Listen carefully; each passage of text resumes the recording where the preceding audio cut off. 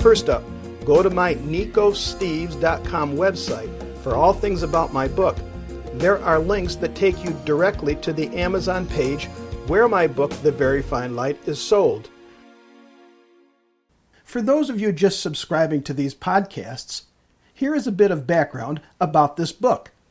The Very Fine Light is a contemporary novel with Christian themes about a village on the verge of bankruptcy, the mayor with a secret, and Randy, a fun-loving co-worker who's always in trouble for telling it like it is.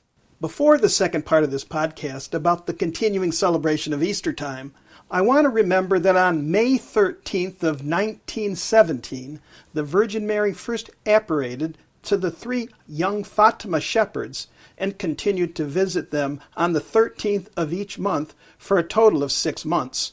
There's a link to one of my earlier podcasts about this on my website. Also, in the last podcast, I mentioned my thoughts on the Wild West of the Internet.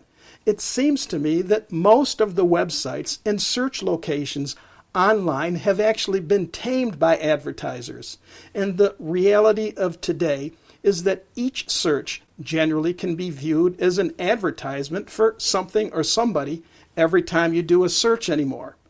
I also observed, and these are just my thoughts, that there's still one area where the Wild West aspect of the Internet is still alive and well, where one can do anything, be it good or bad, and the Wild West space that's still available is social media.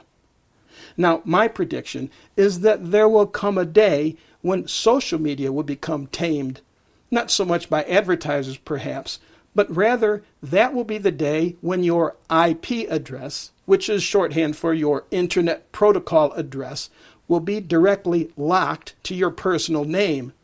Think of it as sort of an Internet Social Security number, only it'll be public knowledge. And from that point on, each person will be publicly identified, so every post will be directly attached to each one of us. The luxury of hiding behind anonymous signatures will no longer exist, and once everyone has a number attached to them, this will, in my opinion, domesticate this current Wild West of the social media space. Accountability for your own words will be inevitable, and perhaps it will be at that time when civility and kindness will find its place once again in our world. Let me know what you think in the comments section. And now, on to part 2.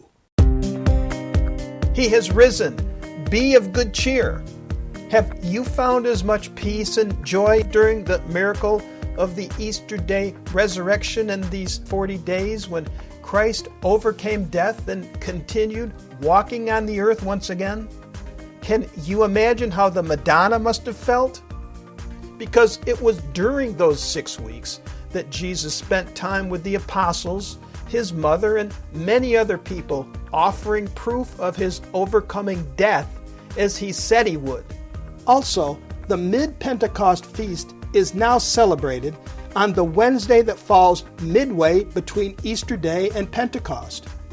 For those of you who have never heard of the Mid-Pentecost Feast, you are not alone, because it, like the rest of this Eastertime period, is overlooked by a lot of people.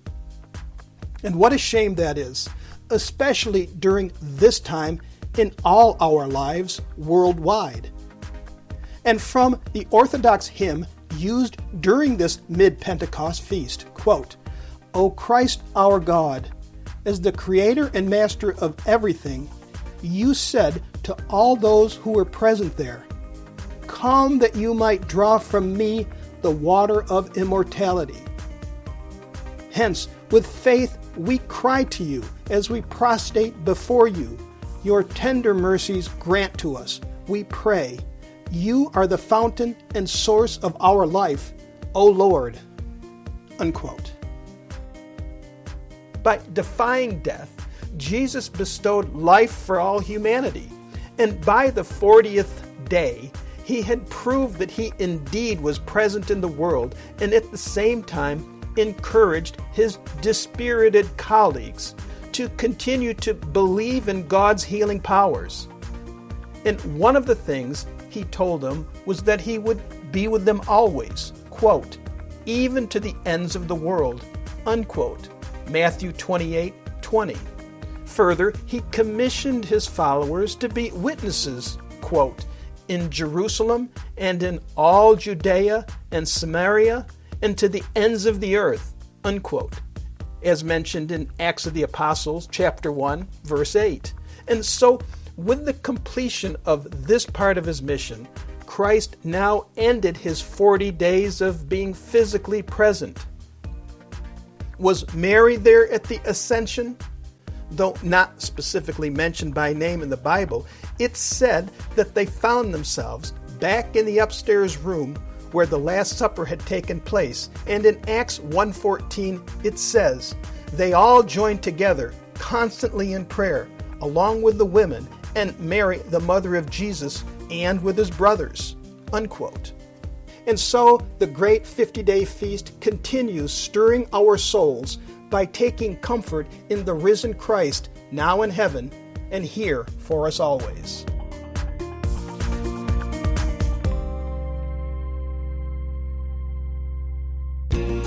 This is Nico Steves. I hope you enjoyed this installment.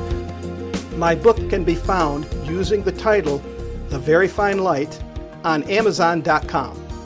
Please feel free to contact me at nicosteves.com. That's Nikos Steves, Steves.com. If you like this episode, and for more, share them with friends. This is Nico Steves. Thank you. See you next time.